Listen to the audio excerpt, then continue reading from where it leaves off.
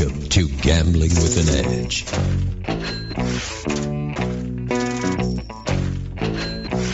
And now, here are Bob and Richard. Good afternoon. Welcome to Gambling with an Edge. I'm Bob Dancer. And I'm Richard Munchkin.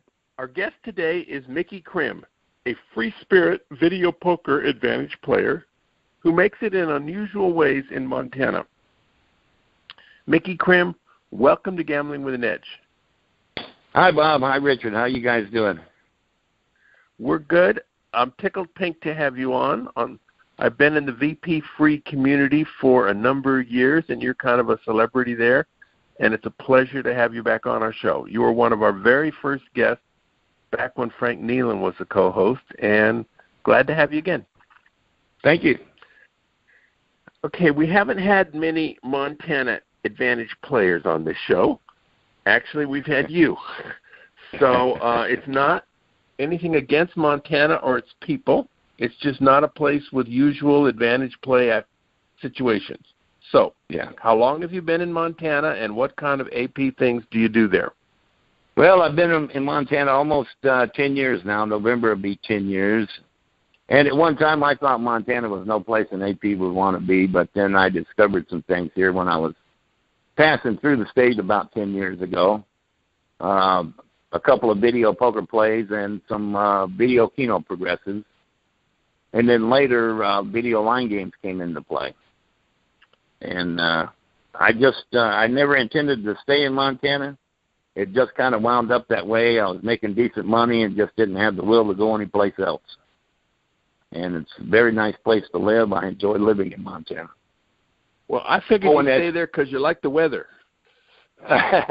Well, you got to dress the role in the wintertime, that's for sure. And as far as the games I'm exploiting, most of the stuff I do is progressive or banking-type games. And it's mostly, nowadays, it's mostly video Keno and video line games. Is a video line game the same thing as we would call penny slots? Yeah, penny line games. That's it. Yeah, same thing. They can have they're multi-line game machines, multi-line games rather.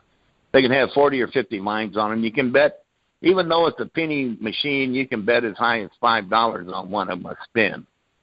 They even make them where you can bet $8, $9, $10 on them. Even though it's called.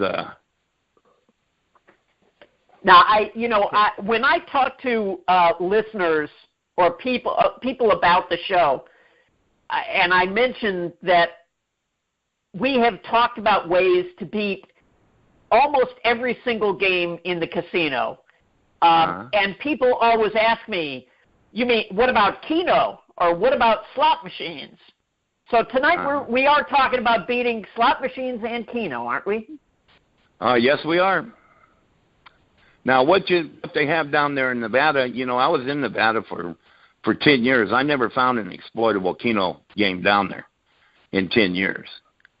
But I did find them in Montana. It's mostly because of the strength of the meter movement. Very strong meters running 3% and 4%, even 5% on these games, and which means that generally Keno games in Montana are in the 90 to 95% pay range. And when you have a 4% meter on a game like that, it can go positive if the hit doesn't occur for 1 or 2 cycles. The game can go into a positive mode, and that's when I come in when the ploppies build the meters up without hitting whatever they're supposed to hit, a 6 out of 7, a 5 out of 6, or a 7 out of 10. Then I come in, I just mosey around, punch the games up. I look for the fat numbers. And when I find a big, fat, juicy advantage play, I grab a seat and play it off. And I'm not tied up like chasing Royals. Royal Progressive's got long odds on them, over 30,000. And, that's not a hand you hit every day, but a 6 out of 7 in video Keno is a hand you can hit every hour. And there are meters in Montana on 6 out of 7s, 7 out of 10s, 5 out of 6s. These sort of things. So they're just short-term advantage plays. Each play might not be worth that much money. It might be worth $40, $80, $100. but it becomes a thing of how many plays can you get in a day. And because I have a lack of competition where I'm at, I get several plays a day in, so I'm able to make a decent living at it. So how big are these casinos in Montana? Well, they're not big at all. There's a lot of them. They're just not very big. And that goes back, they're in the bars. The bars have video poker, video Keno, video line games. They're all on the same machines. It was all legalized back in the 1980s when the bar owners lost a lot of business when the crackdown on drunk driving hit in the 1980s. And they looked for a way to make up the revenue. And they came up with the idea of video poker and video Keno.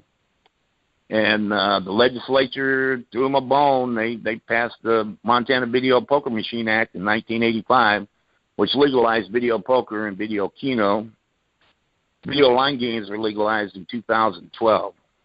And the bar owners are pretty happy because once they got the machines in their bars, a bar owner can have up to 20 machines.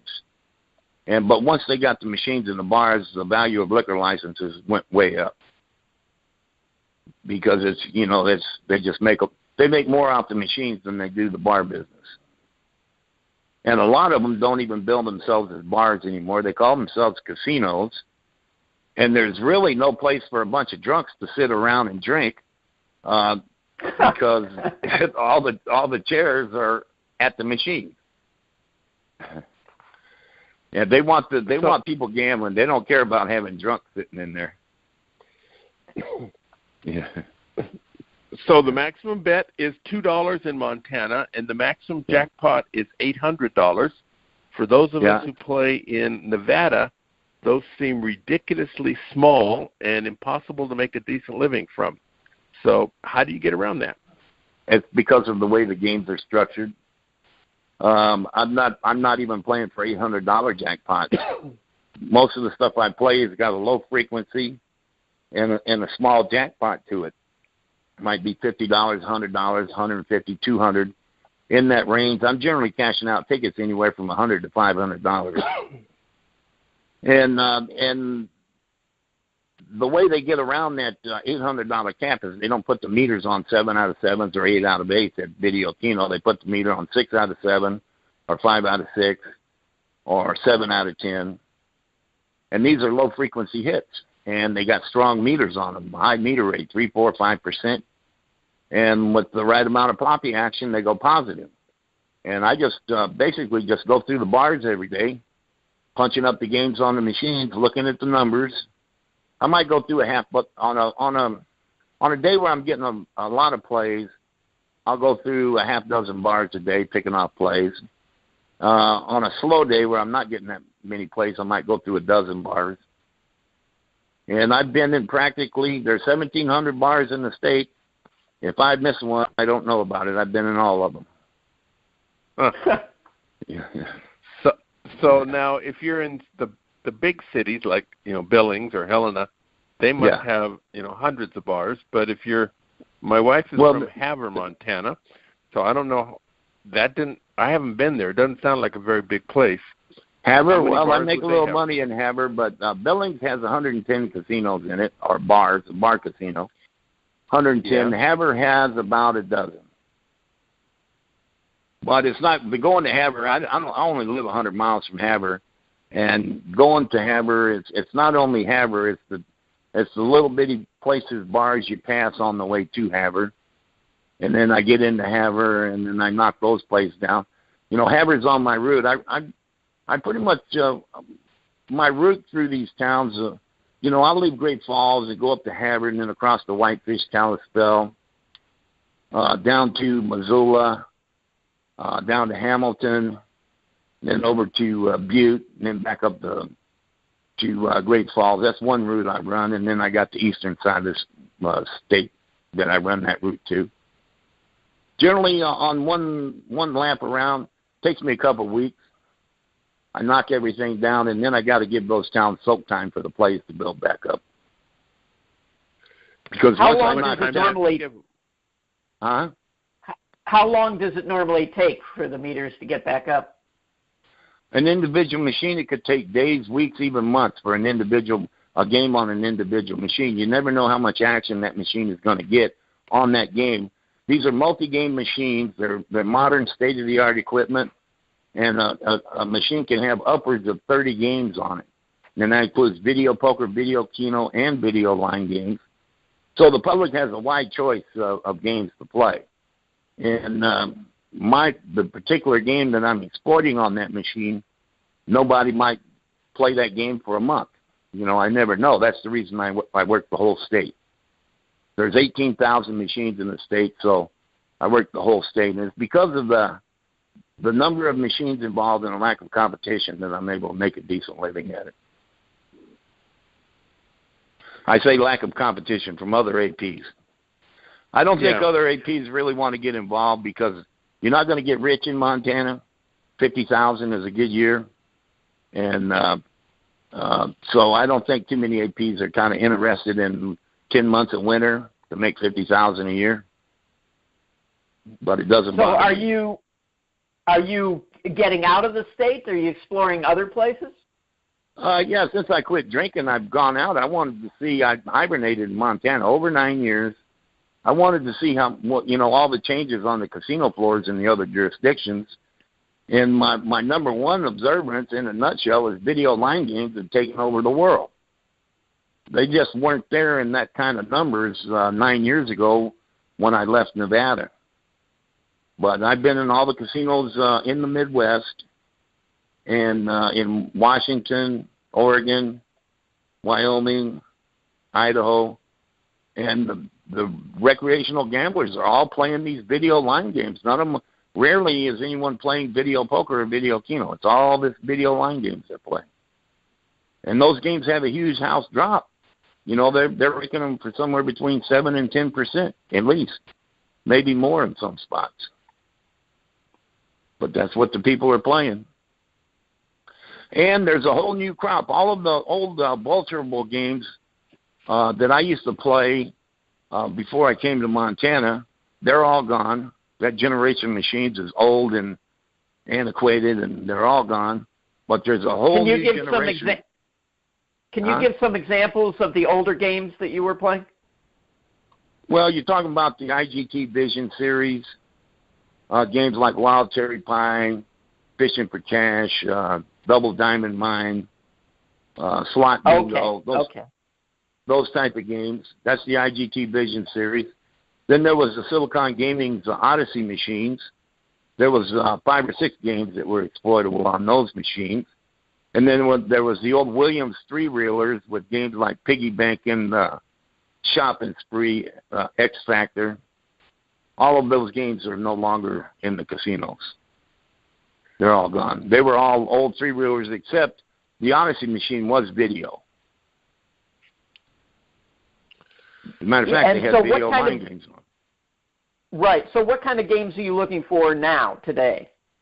Well, there's a whole lot of guys that don't want me to talk about what I found out here because, I went down to Oklahoma. I found a lot of vulturable games down there, but I also found guys playing those games for a living. And I don't think they want me to name what those machines are. I can give you guys some names offline, but I don't think I better mention them online. I would make a lot of enemies if I named the games on air. But they're there, and they're all over the country. No, they're all over the country. These games are not only in Oklahoma. They're from East Coast to West Coast. They're everywhere. Uh-huh. Now, years ago, to travel, you would hop a freight train. Oh, yeah, I did my share of train riding. Yeah. Not so long. Now, that sounds like a high variance kind of a situation where you could wake up dead pretty easy. Yeah, it was pretty dangerous.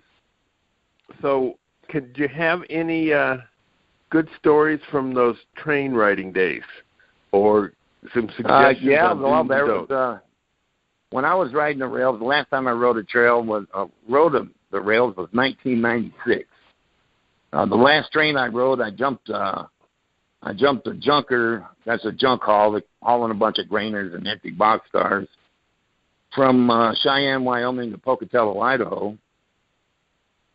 This was in 1996. It was the middle of the night. We hit a side track to let another train go by, and I leaned over the rail to see what was coming, and it was the Amtrak train carrying the Olympic torch. Passed me by in the middle of the night. That was the last time I rode a freight train too, 1996. There was a serial killer riding the rails the same time I was. We all knew who he was. He went by the moniker of Sidetrack, and he had killed a lot of guys, and we knew about him before the cops did, and he had his moniker. He carried a magic marker, and you've seen his moniker everywhere on the train trestles, written on the side of boxcars and everything, and they caught him in 1996. Real name was Robert Silveria Jr. He's doing life in prison now. So there's dangerous guys who ride the rails. Felons ride the rails because they can't hitchhike. They'll get warrant checked. Cops warrant check hitchhikers. So felons don't hitchhike. They ride the rails. And then there was the Freight Train Riders of America, which is a railroad gang. They're like the Hells Angels of the rails. They're a bunch of dangerous guys, and I never would associate with them. And I just pretty much stuck to myself. I had a buddy, Backpack Phil. Him and I rode together. It's best to ride two people. And Backpack Phil and I got thrown in jail in Bonita, Oklahoma, riding the train. We jumped on a train in Bonita, and they saw us, and cops got us off the train, and we got to spend the weekend in jail. And the next Monday, this old retired judge came in, and he said that'll be $100 fine. And I said, Judge, I'm about $92 light on that fine. Would you take a post-dated check? And so he looked at the cop and he said, take these guys to the edge of town, tell them don't come back. So we wound up not having to pay the fine, but we didn't have the money to pay the fine anyway. So now do you own a car? Oh, yeah. Paid cash for it. I pay cash pretty much. Well, I use credit cards because you got to have credit to do everything, you know. And but I don't need credit. I don't like using it, really.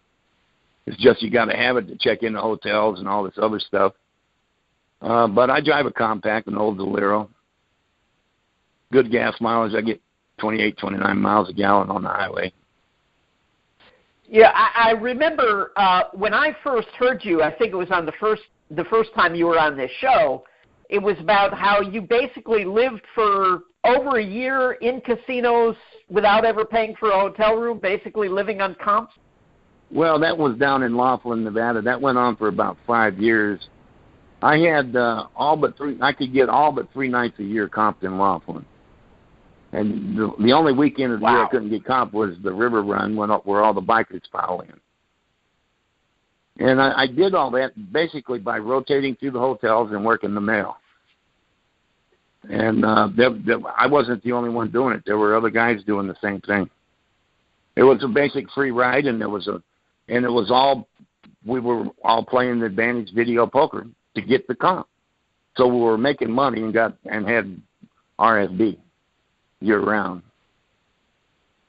And I've heard it's quite different down there now. Most of the good video poker's gone. Hotel rates are higher.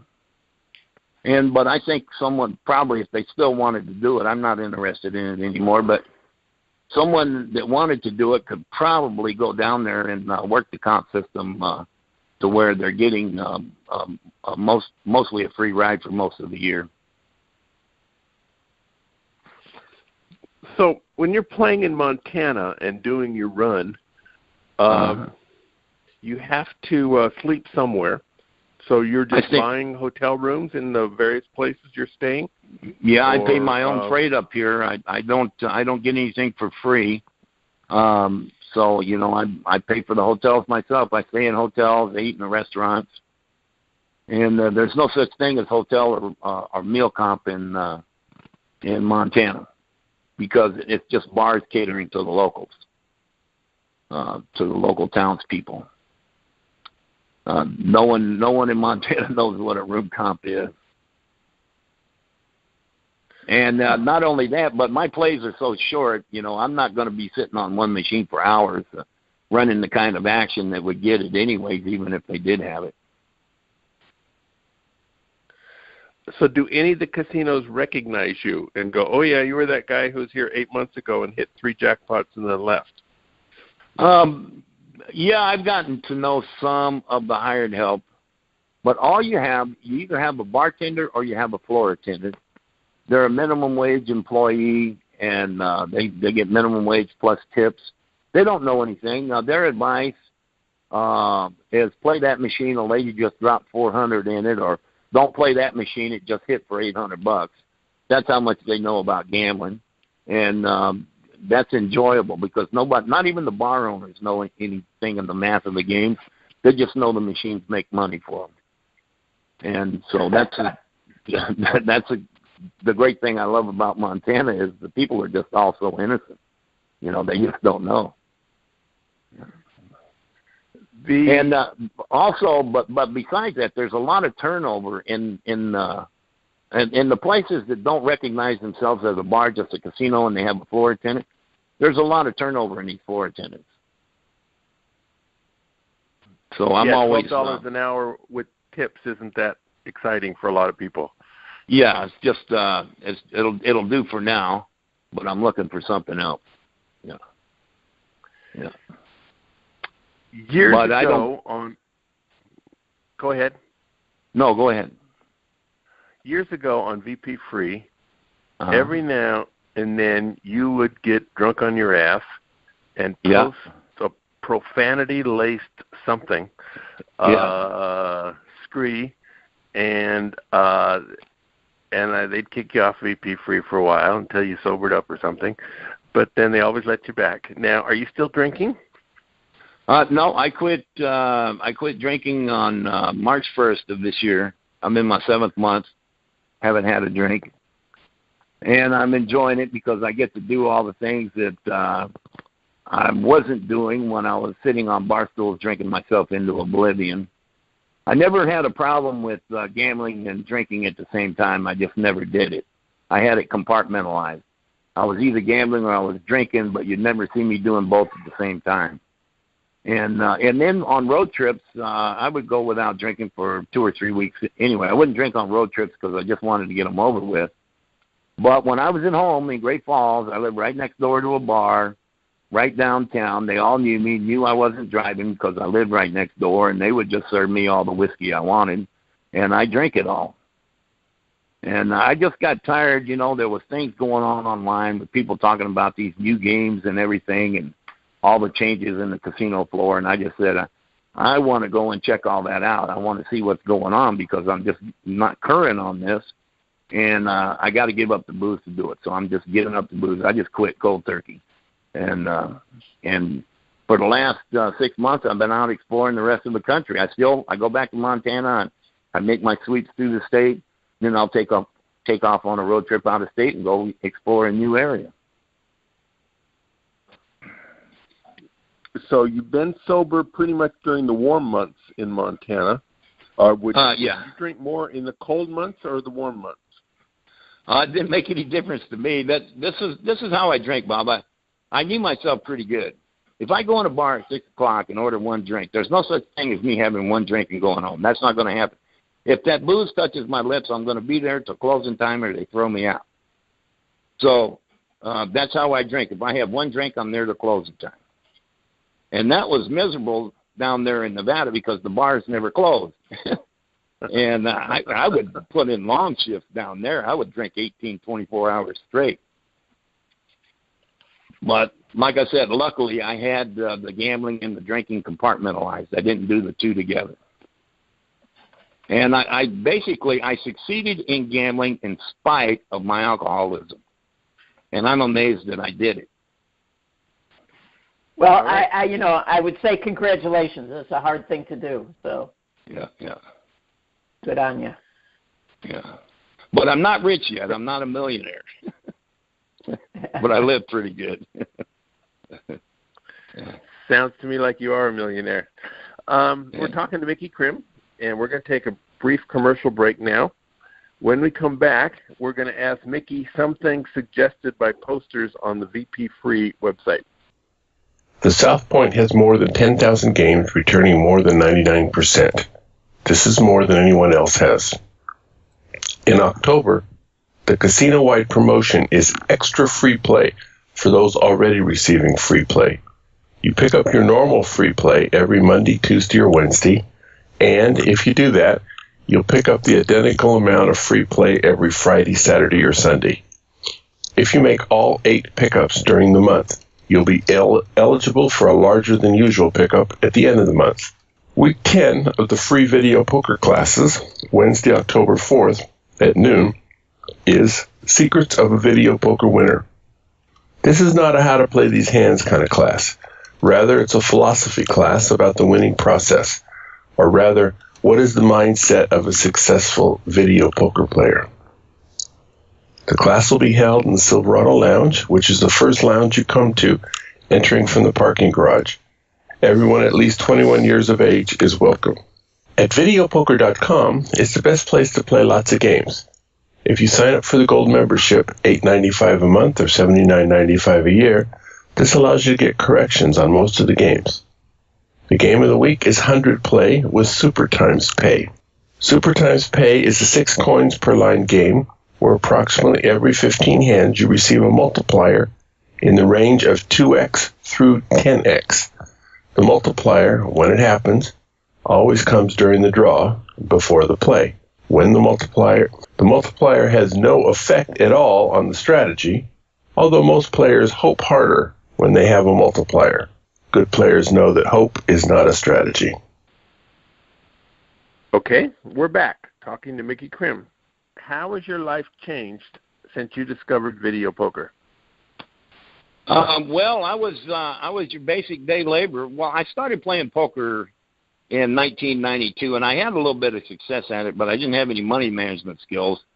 It was hard for me to go to sleep with $1 in my pocket, and it took me about 4 years to get over that. And at the same time, 4 years later, I picked up on my first advantage machine play and was able to start holding on to the money and building bankroll. And, when I was playing poker that 4 years, I go broke in a poker game. I had to go back to the day labor office and go dig a ditch or stack boxes to get some more poker buy-in money. And that was a recurring nightmare. I just did that over and over for 4 years. And I lived out of a backpack and a sleeping bag. I either rode rails around or hitchhiked around and to the mountain states playing poker. And I was it was the piggy banking machines that first got me started, and I invested that money in video poker. So it took me to a whole new lifestyle. It took me from riding the rails, thumbing the interstates, living out of a sleeping bag. I got a roof on. I put a roof over my head. I got plenty to eat, money in the bank, and I'm a happy camper. But a lot of ways, You still play poker? Occasionally, I used to put in before the machines. I put in a lot of time playing poker. I still play a little bit today. I play a little online. But I get bored with it pretty quick. I don't think I'm the world's greatest poker player for a lot of these games, and I don't have the leather butt that you got to have to stay in the games. I just get bored with it, and I'll quit after half an hour, 45 minutes, because I don't really need the money, and I don't have to concentrate on it. I think that's what the problem is. And I'm kind of tired. The live poker games in Montana don't start till 7 or 8 o'clock at night. And, I'm out playing machines by 8 o'clock in the morning. And I really don't, by 5 o'clock in the afternoon, I really don't care to go sit in a poker game.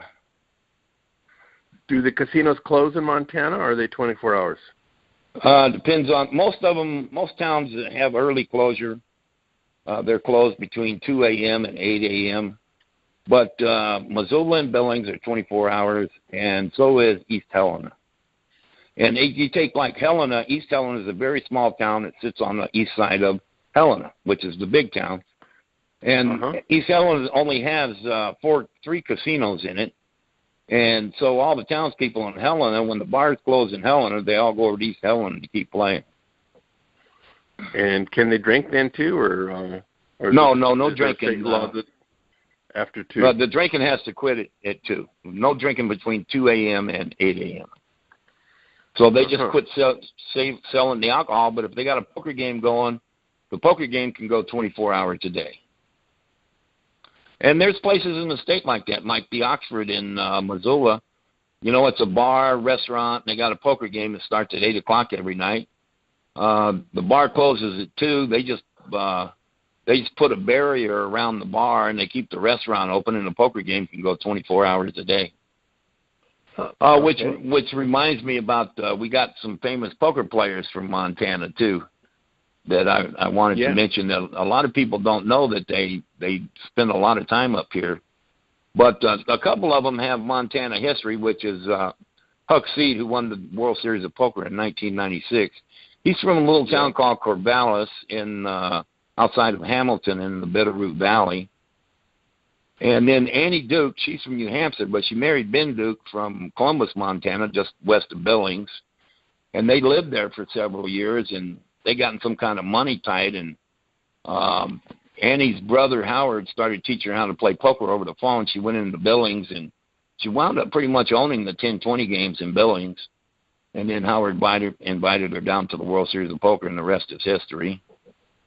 And then we got the late, great Chip Reese. He had a home at Lakeside on Flathead Lake that he spent the summers at until he died. And then Doyle Brunson. Doyle Brunson has a place on Flathead Lake at the little bitty town called Dayton. It's like population 102. And he comes up, he's written in his blog, he comes up in April.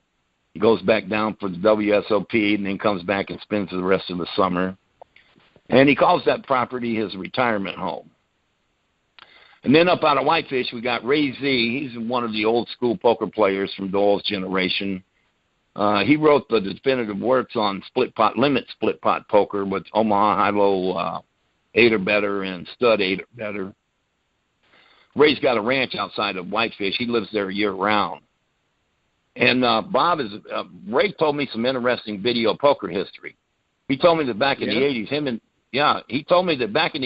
and Tuna Lund started the very first video poker team, playing the $8.5 Jacks progressives that had 2 and 3% meters on them.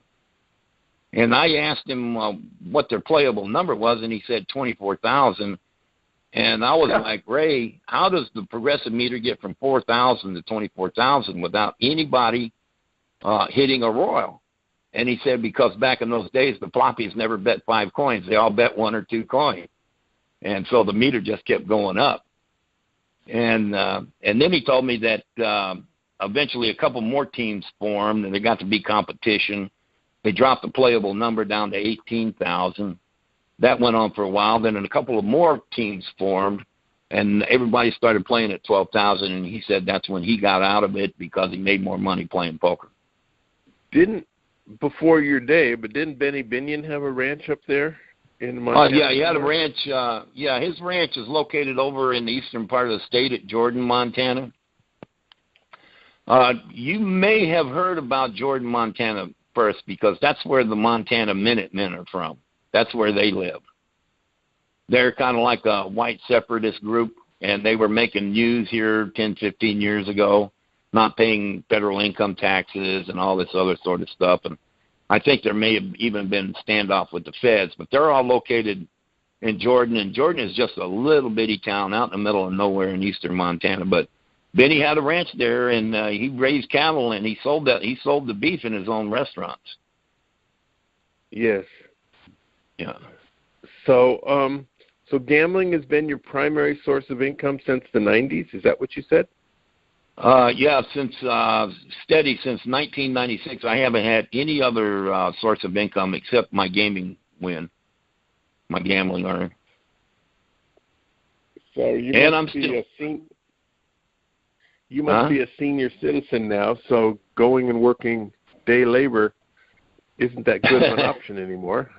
Well, I would no, it certainly isn't. And but I've got pretty good savings. I'm not concerned about it, and I'm never even coming close to risking. When I'm on a play, I'm not risking more than 100th of 1% of my bankroll on these small plays that I work. And so going broke is not a concern to me. And I'm 64. I just turned 64 in April. And I haven't filed for Social Security yet, but I think you got to be 66 to be fully qualified to get the whole check or whatever. And so I guess I'll be doing that. You mentioned that you've been out scouting other places. Is your plan now to sort of become a road warrior and just travel around the country? Well, I've seen some interesting spots. Like I said, there's vulturable games out there from one end of the country to the other. But what you find is there are guys that are vulturing those plays and making a living from it. So if I go into that market, I'm putting myself into competition against them. But I have found a few places, I can't mention them online or on the air, that there's no APs there. So if I hang out in those spots, I'll be the one getting all the plays as they develop. And I may spend a little time doing it, but I'm just enjoying seeing the sights. I live in a gorgeous state, but Oregon is just Oregon and Washington are gorgeous too. I was just over on the coast. I went over to Spirit Mountain and Chinook Winds, and the Oregon coast is just gorgeous. Now, to figure out your play, you have to be pretty good at probability. Yeah. So how much education, especially math education, have you had? I never even took algebra in high school. Somehow I missed it. And I dropped out of school after just a few days into the 11th grade. When I decided I went in the 90s, when I got involved in gambling, I had to go back to the libraries and try to figure out all this probability theory, and I couldn't do it because all these books are filled with all these equations, and I had no idea the code language of math. I had no idea what these equations meant. Absolutely none. But then I found a book by John Scarney. It's called Scarney's Guide to Modern Poker. Pulled it off the shelf, and Chapter 10 was Scarney's, the Mathematics of Poker. And so I studied, he wrote the equations out in longhand, like a deck of cards, 52 times 51 divided by 2 times 1, that sort of stuff. And I understood that. I immediately understood it, written out in longhand. And so I studied that, I studied and practiced it, and I got very good at combinatorial math. And then later on, I used Scarney again. He had a little course on Keno math in one of his books. I think it was called the Encyclopedia of Gambling. And I copied out that course. And when I first got to Montana, I wasn't boned up on Keno math. But as soon as I seen the strong meters on these video Keno games in Montana that I had never seen in Nevada, that's when I took the study in Keno math, the John Scarney method, and got proficient at that, analyzed the games, and found vulturable type advantage play. So, I have a working knowledge of combinatorial math, and I'm able to use logic to figure all this other stuff out. And but I'm by no means a Michael Shackelford. It's just ironic that John Scarney turns out to be really good for something. He was so wrong about blackjack.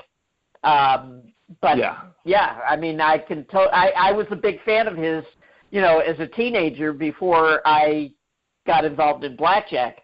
I can totally see where that would. Yeah, Richard, he was a lot of value to me because I didn't understand equations or the code language in equations, and he wrote everything out longhand, and so that was valuable to me as a person that didn't was never I just never took much math.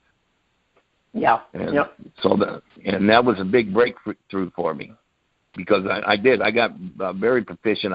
I still have people that call me and ask me to work out probabilities on some of these games, and all I'm doing is the John Scarney combinatorial math method.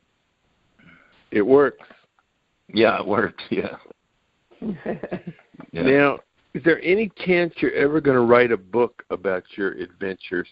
I know several people have asked you to do it. I certainly have offered to help you if you wanted to go that route. Yeah.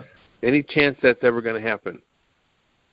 Well, I've got some chapters written that I've written, and I haven't done anything on it in a long while. It's mainly because I'm so busy with stuff that I just don't have time. I would actually just have to go someplace and just not come out of the house for a couple of months or something to crank anything out. And I think I might have attention deficit disorder because I wind up with just so many projects going on. Like it's not just the gambling. I'm heavy into genealogy, and I get busy with all these questions that my relatives are asking me, and I have to go find an answer for them. So I have a lot of things going on between the travel and my place in Montana, the exploring out the other states. I don't know when I would have time to write anything. And, it's just in the early stages. It would take a ton more writing to do something like that. And I can tell you the voice of experience, it doesn't make you any money. Yeah, that's the problem is, as I see with like, especially in video poker and machine play and all that, is you're not talking about a very big market. There's not that many APs out there, as opposed to John Patrick selling his stuff to the masses, which I could never do. Because, John Patrick is just teaching people how not to lose so fast. And that's the type of gambling I just wouldn't get involved in writing about. Yeah, he's not somebody that most of our listeners have a lot of respect for. I played poker with him on Poker Stars a few times. Yeah. He wound up in the 10-20 games on there. Yeah. I didn't appear to be too bad of a player. If somebody wanted tutoring from you to learn how to do what it is that you do, is that something that you would be amenable to, or you just rather not go that route? Well, I've done it before, and it's backfired on me. You teach somebody everything you know about making money on machines, you're in danger. You can tell them, okay, now you can't come into my territory. But the next thing you know, they're in your territory. And it's not just them, it's their girlfriend and their mother-in-law and their brother-in-law. And, people, they'll promise you the moon for you to teach them. You teach them, and then you're expendable to them. And that's backfired on me. I taught someone everything about video poker and vulturing games. And he wound up... I just got abused in a situation a couple of times, and we no longer talk. I told him I want absolutely no contact with him. So as far as tutoring someone individually, no, I don't think I want anything to do with it. I can understand that. Yeah. All right. Is there anything, we're going to let you go, unless there's something else that you wanted to talk about and we've missed? No, I think that covers everything. It's been a pleasure to having you on. All right. Thanks a lot, Bob. You're leaving a life that is different from what we usually hear about, and it's quite interesting. So thank you very much, Mick. Okay. Good night, Richard. Good night. Thank you, Bob. And thank you, Mickey. And thank you, Richard. And go out and hit lots of royal flushes, everybody. Good day.